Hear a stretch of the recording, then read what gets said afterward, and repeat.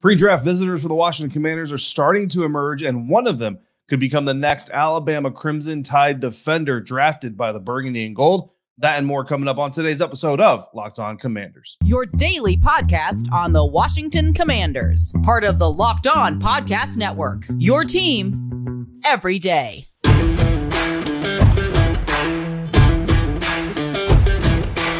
Welcome, Commanders fans, to the Locked On Commanders podcast, part of the Locked On Podcast Network, your team every day. This is your daily podcast covering the Washington Commanders. Please subscribe or follow for free on YouTube or wherever you listen to podcasts so you always get the latest episodes as soon as they are available. I'm David Harrison, credentialed member of the media covering your Commanders for Commander Country, part of Sports Illustrated's Fan Nation. You can find me there or here on Twitter at dharrison82 or text me anytime at 202-760-2644. Thank you for making Locked On Commanders your first listen, your first view of the day, every day, heading you into or leading you into the weekend here, Easter weekend. Hope you're all doing very, very well out there. A new question of the week is coming up. Cam Newton still thinks he can sling it, and Ron Rivera may be issuing a bit of an ultimatum to a certain Commanders player. But first, the list of pre-draft visitors is starting to fill out, and one of them is the team's, if he's the team's first-round target, he'll be the third Alabama defender drafted in the first round by Washington in the last 7 drafts, and the 8th one drafted in total during that same stretch. And of course, we're talking about Alabama defensive back Brian Branch, who many have listed as the number 1 safety in this year's class. Looking at number 16, it is very, very possible that the Washington Commanders could have a chance to draft Branch. I think the range on Branch probably as high as maybe like 12, 13, depending on who decides to trade up and who doesn't. Safety is not typically considered kind of that position group that a lot of people want to trade value draft capital to move up for. Typically, teams like to kind of see if that player will fall to them and then take them where they stand.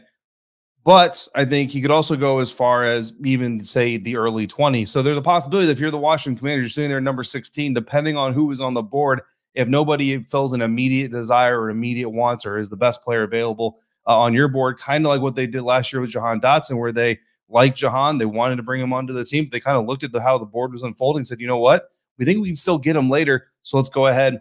They rolled the dice a little bit. Riverboat Ron kind of rolled the dice a little bit, traded back. They still get their guy. He ends up being a very solid rookie for them. So Brian Branch potentially could be that type of guy. You can move back from 16 and maybe still hope to get Brian Branch. Of course, the further back you move, the more chances are there going to be that he is gone. But there is some buzz starting to build around from media sources and people who think that they kind of know what these teams are going to do and looking at what the teams need. And Brian Branch is one of those guys that's starting to pick up a little bit of steam, being connected to the Washington Commanders in more mock drafts now than we saw earlier in the offseason. And it makes sense. And again, a lot of these questions kind of go to what do the Washington Commanders plan to do with cornerback Benjamin St-Juste.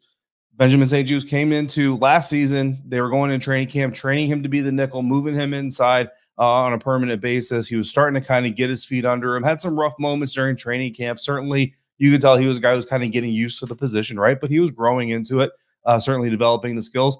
And then eventually the team had to move him outside completely and fully and really kind of take him away from that, kind of diverted from that plan. And he did pretty well. Again, some injuries creeped up and crept up and kind of kept him out from the last part of the season. But if you like the duo of Kendall Fuller and Benjamin St-Juste for at least another year, then it's feasible that you look to go inside during the NFL draft. Branch can do a lot of things. And the reason he's considered one of the most coveted safeties in the NFL or in the NFL draft, if not the best, is because of his versatility. Has the ability to play slot, did a lot of that at Alabama, certainly projects to do that here coming into the NFL. But he also has the skills and the tools necessary to play your single high, deep safety type of cover guy if you need him to. And with Bobby McCain no longer with the team, certainly could present a fill for a need that they have. Obviously, you've got Derek Forrest back there, Cameron Curl, Percy Butler coming into his 2nd season. Jeremy Reeves is back there as well. Danny Johnson is in the mix as far as DBs and nickels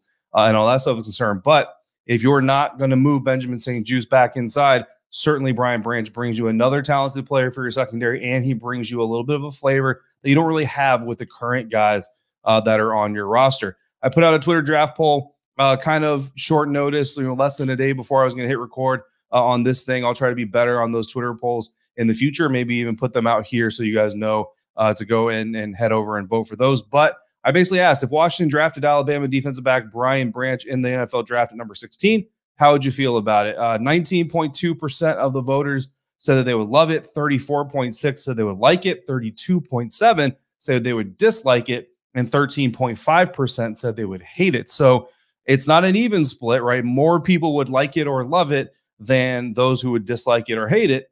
But there is certainly, it's not a 70, 30, 80, 20 proposition. It's much more of a 60, 40, even less type of a split. So it's very interesting because obviously the secondary is a position group that a lot of people think that the Commanders should address in the NFL draft, but maybe Brian Branch is not the guy. Interestingly enough, looking at the rest of the Commanders, or not all of them, but some of the more interesting Commanders visits, they've got lined up pre-draft 3 cornerbacks. Penn State's Joey Porter Jr. Is coming in. Porter Jr. is a first-round projected pick. You have to imagine if he makes it to 17 to the Pittsburgh Steelers. I mean, they did it last year, right? Everybody kind of said if Kenny Pickett, the quarterback out of Pitt, makes it to the Pittsburgh Steelers, they almost kind of have to draft him. Joey Porter Jr. is in a very similar situation. And, oh, by the way, the Steelers need cornerback help. So if he gets to 17, 1 pick after the Washington Commanders, you figure Joey Porter Jr.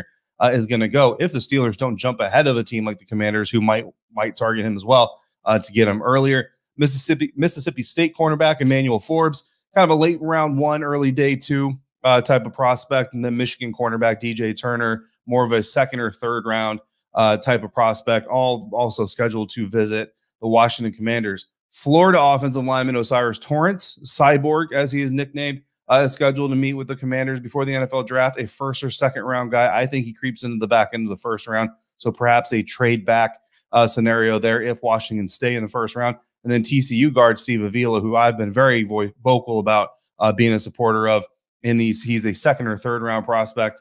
So if you don't get Osiris Torrence on day 1, maybe you come back, try to get Steve Avila on day 2. And then, of course, Tennessee quarterback Hendon Hooker, who we've talked about a few times here.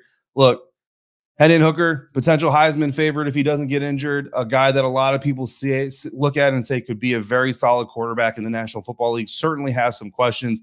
Honestly, his range is kind of all over the place right now. You've got some people who think Hendon Hooker might be a 1st-round pick by somebody, but you've also got people who think 2nd round, and you got people who kind of had him in the 3rd round because of the injury, because of the age he's going to be entering the NFL off that injury. So you figure he's going to be 26, 27 or so before he might be ready to play in the NFL. And so that's kind of hurting his stock. So, I mean, anywhere from the 1st to the 3rd round for Hendon Hooker. It's going to be really interesting to see kind of what happens there. But I think the Washington Commanders, if you trade back, say you move from 16 to say 2021, and maybe you can get an extra 2nd or 3rd round pick in that package of picks that you trade, and maybe you get Osiris Torrence there, or if Brian Branch is still there, maybe you get Brian Branch, and then you have that kind of extra day 2 pick. And if you view that truly as an extra day 2 pick, perhaps you spend that on a guy like Hendon Hooker, let him heal up, let him work with your doctors, get the mental knowledge of the game, the NFL, and the scheme. And then maybe in 2025, or 2024 rather, you've got a guy who perhaps with an experienced Sam Howell, veteran quarterback Jacoby Brissett, maybe you have a 3-way competition. Or if not, maybe he does some good things in the preseason, keeps some hype built up, and then you can trade him off for a 3rd round pick or so. Some other guys coming in town to visit the Washington Commanders. According to Nikki Javala of the Washington Post, the Commanders are going to host a local pro day on April 11th. That's next Tuesday. Utah State receiver Brian Cobbs is one of the players that is confirmed that will participate. Cobbs is 6'2", 210 pounds, spent 4 years playing for the Maryland Terrapins. So if you're a Terps fan, or you're local, you may recognize the name. Transferred this past season to play for the Utah State Aggies. Before transferring, he had 59 catches, 880 yards, and 2 touchdowns for the Terps from 2018 to 21. Last season alone for the Aggies, 76 catches, 923 yards, and 5 touchdowns.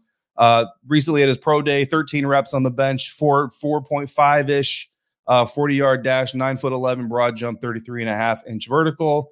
A late round guy, maybe a UDFA, you know what I mean? A guy that could be added to the back end of the roster, but he'll be there at the Washington local pro day, as will some other players. Will Chase Young be in Ashburn for the voluntary workout portion of the offseason ahead of the NFL draft? And is Ron Rivera keying in on his decision to arrive or not? That's coming up next on today's episode of Locked On Commanders, part of the Locked On Podcast Network, your team every day. And today's episode of Locked On Commanders is brought to you by Ultimate Football GM. You've heard me talk about this mobile app before, and if you ever thought you could make a good NFL GM, you've got to give this game a try. It's not as easy as you think it is to create a dynasty, but when you play Ultimate Football GM, You get to control everything from the coaches, the doctors, the rosters, the trades, the signings, the releases, the prices of the tickets, all of it. And you really find out just how hard it can be sometimes to find the right quarterback for the right coaching staff. Personally, I like to live out my trade back approach to drafting, and I get to trade back, stockpile all kinds of capital, try to make a bid for my sweet spot in that draft to really hit targets and draft talent that I need. The best part is you can play it anywhere. You can play whether you've got Wi-Fi, whether you've got data, whether you are on airplane mode. You can play this game literally anywhere, anytime, no matter where in your life you find time to fit it in. Even better, Locked On Commanders listeners get a 100% free boost to your franchise when you use the promo code Locked On in all caps in the game store. That's Locked On, all caps, all one word in the game store. So make sure you check it out today. To download the game, just visit ultimate-gm.com or look it up on the App Store. That's ultimate-gm.com. Ultimate Football GM. Start your dynasty today. I want to take a moment right now to tell you about Subtext. Subtext is a new program that we're working with here on the Locked On Network. A few of us NFL hosts are participating in this kind of trial run. As a Subtext subscriber, you and I can communicate in a way that cuts through the timelines and cuts through the algorithms. You text me, I text you, and just like that, we're talking Commanders football, the NFL draft, what's happening with topic developments for the show, just about anything and everything that you can possibly think of. It's an opportunity for you and I to go beyond the coverage in ways that no other platform can facilitate. I greatly appreciate everybody who's already signed up, and I want to get to know even more of the Commanders fans that listen to and watch this program. So check it out by texting HTTC to 202-760-2644 to sign up and start your 2-week trial. Then shoot me a text, and I'll be taking time every single day to go through and make sure I'm getting back to as many of you as I possibly can. Not only will you be supporting me in a whole new way, you'll also be helping shape the future of this very show. Again, just text HTTC to 202-760-2644. I'll talk to you soon.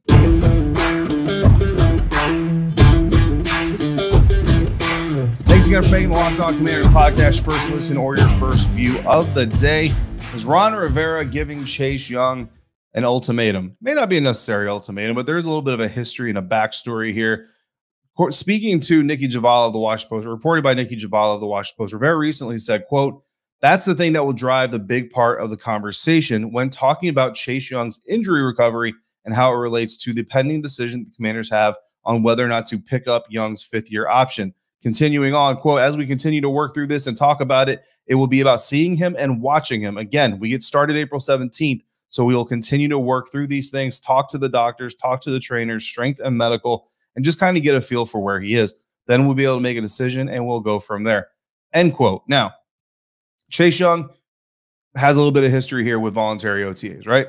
And you don't want to bring up too much, past things, but at the end of the day, this is a player coming off of his third NFL season, so he doesn't really have that deep of a history to go off of. Chase Young was coming off of a 7.5 sack performance as a rookie, NFL Defensive Rookie of the Year. All of those things, was becoming the face of the franchise, going on a lot of advertisements, doing all those things after being the number 2 overall pick in the 2020 NFL Draft. Then in April of 2021, he made some headlines, really his first NFL offseason, because in April of 2020, he was getting ready for the NFL Draft. April 2021, he finally gets the opportunity to decide, am I going to show up for the voluntary portion of OTAs, or am I not going to show up for the voluntary portion of OTAs? And he made headlines for deciding to not show up. Now, it's important to remember voluntary workouts are voluntary, and they're voluntary for a reason. So nobody, well, I don't want to say nobody should, because I'm not going to tell you how to think or what to believe. I'm going to tell you that I don't believe that Chase Young should be crucified for not showing up to a voluntary portion of his job. There are a lot of people, and you may be one of them, I may be one of them, that if we're faced with voluntarily showing up to work or not voluntarily showing up to work, we're not going to show up to work. And that's why some of these players, you hear about workout bonuses, that a lot of times this is what's tied to that. You show up for the voluntary workouts, we'll pay you. You don't show up for the voluntary workouts, it's fine. You're not getting fined, right? Like, not getting that payout isn't a fine. It's just you're not going to get your bonus. So Chase Young, well within his rights to skip the voluntary workouts in 2021, coming off of, again, a Defensive Rookie of the Year campaign the year before. A lot of people wanted him to come, and I understand that. I completely get that. Is it important to be there? Yeah, there's certainly importance there. There's certainly value to being at the offseason workouts. You build some camaraderie with the other guys that are there. You get to talk with your coaches. You're not doing, practices and all these other things, but it helps to build kind of the team unification and produce a little bit of team building there. So there is importance to those voluntary workouts. Plus, you're getting kind of a focused approach, making sure that your workouts are geared towards what these coaches and what the scheme is going to ask you to do. And being there doesn't mean that you don't know how to do it on your own. You're not that you are going to be lazy and not do it if you're not there. None of those things. It's just kind of a better way, theoretically, to go ahead and do it. So do players have to attend? Absolutely not. That's why they're voluntary. Do they need to attend?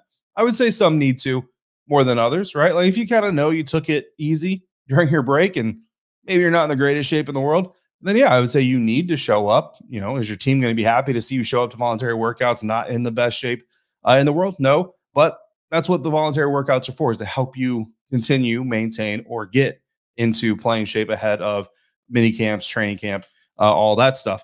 Does the team want the players to attend? Absolutely. I mean, that's no secret. Shouldn't be a secret, of course. Anytime the coaches, the team, the organization have their players around and have them dedicated, focus in on what the organization is doing at the organization's headquarters, they're going to want them there. That's too easy of a stipulation to really talk about. But again, Chase Young was well within his rights to not show up in 2021. Would have been well within his rights to not show up in April of 2022. Now, he was going through some recovery, and Chase Young, if memory serves, I don't know the exact amount of days, but he was kind of in and out. He was still doing some things in Colorado, but he was present, and it was noticeably present, and people talked about it. We talked about it, that he was there during the voluntary portions of the offseason, which is very, very good. So that makes this year kind of the swing year, right? He's been there for the voluntary workouts starting in April for 1 year. He hasn't been there for the voluntary portion another year. So this year is kind of the majority. Has he been there most of the time? Has he not been there most of the time? And if you're listening to what Ron Rivera is saying, essentially, if Chase Young decides not to show up for this voluntary portion, he really gives Washington no choice but to decline his fifth-year option. Go back to the Ron Rivera quote, right? Talking to the doctor, seeing how he's progressed, continuing to watch him progress through these things. They want to see him. They want to physically examine him and get an update themselves, talking to doctors and other doctors and outside doctors and themselves. That's all great, but they want to confirm, they want to see it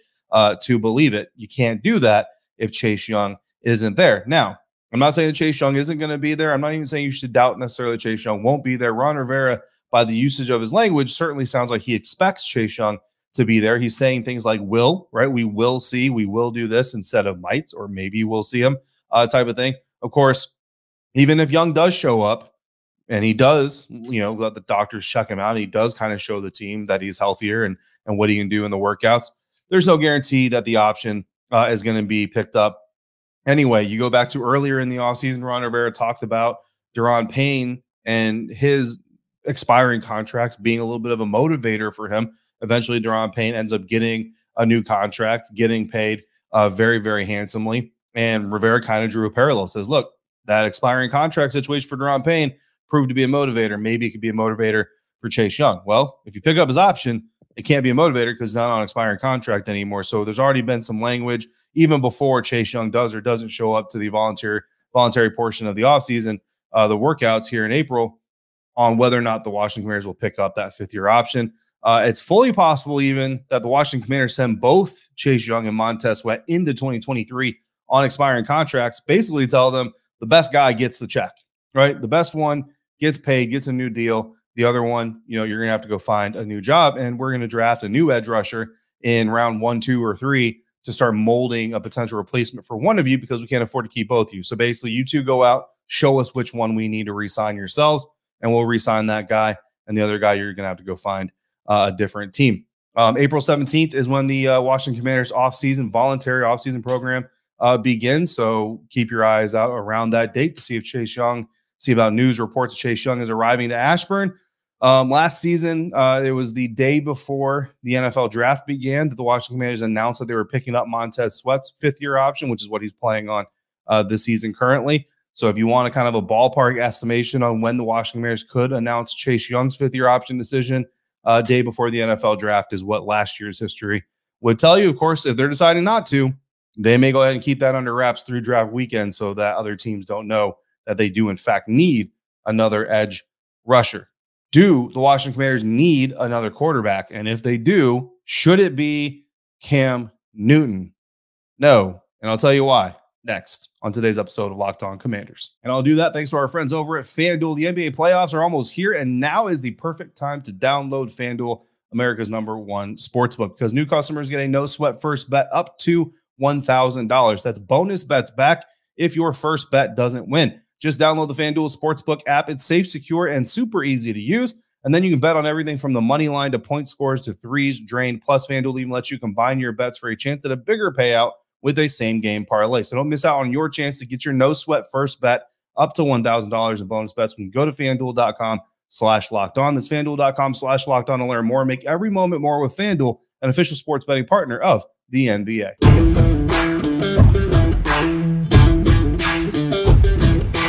Conversation was stirred earlier this offseason when former Carolina Panthers, New England Patriots, and former Carolina Panthers quarterback again, Cam Newton, said, quotes, or tweeted, it was a video, I think, said, quotes, "Ain't 32 expletives better than me. These randoms keep getting jobs."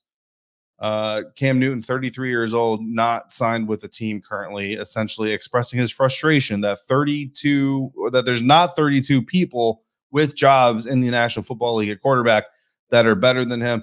And then here recently went ahead and actually rattled off a list of quarterbacks that he would be willing to back up in today's NFL.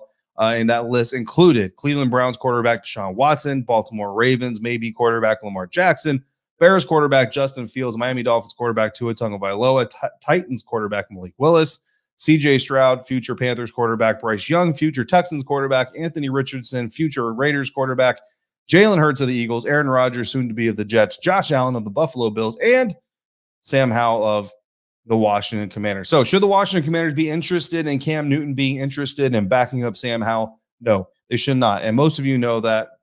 Most of you are going to agree with that.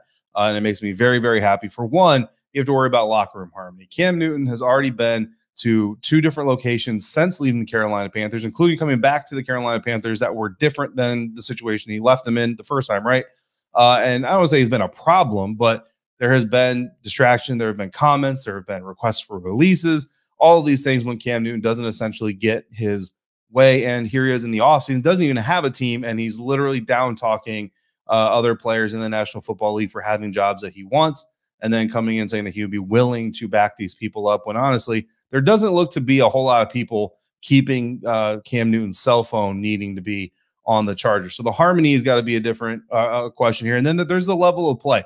The last time Cam Newton played more than 8 games in a single season was 2021. Somewhat recent, but still 2021. In that season, he had a career-low QBR and 8 touchdowns and 10 interceptions in 15 games for the New England Patriots. He played 8 games for the Carolina Panthers in 2022, and it wasn't any better. So the play on the field just isn't there. And the team has Jacoby Brissett, who honestly at this point in time, if you're talking career achievements, Cam Newton, has done some really great things. Jacoby Brissett hasn't done some of those great things, but in today's NFL, I would take Jacoby Brissett over Cam Newton. Even if the team didn't have Jacoby Brissett, if Ron Rivera wanted Cam Newton to be a quarterback for the Washington Commanders, Cam Newton would have been a quarterback for the Washington Commanders by now. If there's a reason that Ron Rivera doesn't want him on this team, that's reason enough for me. So that question's answered and asked. Again, it was a topic of discussion, and I saved it for the end of the week just because that's where it deserved to go. Question of the week. Last week's question of the week. If there's one player that you would want the Washington Commanders to trade up for, who would it be? Charles said Christian Gonzalez, the Oregon cornerback. From there, it basically turned into a cornerback conversation. Constantine said that trading up for Joey Porter Jr. would be a terrible move and doesn't even want him at 16, let alone trading up for him. Grimm said they like Gonzalez, but they also like Devin Witherspoon from Illinois and Deontay Banks from Maryland over Porter. Joey Porter Jr. not getting a lot of love from Commanders fans out of this question of the week. Appreciate those responses, everybody else that responded as well. Our question of the week this coming week, if you could add a quarterback to this Washington roster as it currently stands, realistically, please don't say I trade up to number 1 for C.J. Stroud, because that's not going to happen. Who would you add? Could be a draft pick, could be a free agent, could be a realistic trade. If you could add a quarterback to this Washington roster, who would it be? That is the question of the week coming up for this next week. Think about that over the weekend. Send me your responses in email, Twitter, in the YouTube comments, however you want to do it. And next week, we will wrap up with those answers and we'll get a new question of the week out there. Until then, I want to thank you for making Locked On Commanders your first listener, your first view of the day. For your second, please check out Locked On NFL Scouting with the Draft Dudes. From free agency to the draft, salary cap management, and more, join NFL experts Kyle Krabs and Joe Marino as they take you through what it's like to build a successful NFL franchise every Monday through Friday.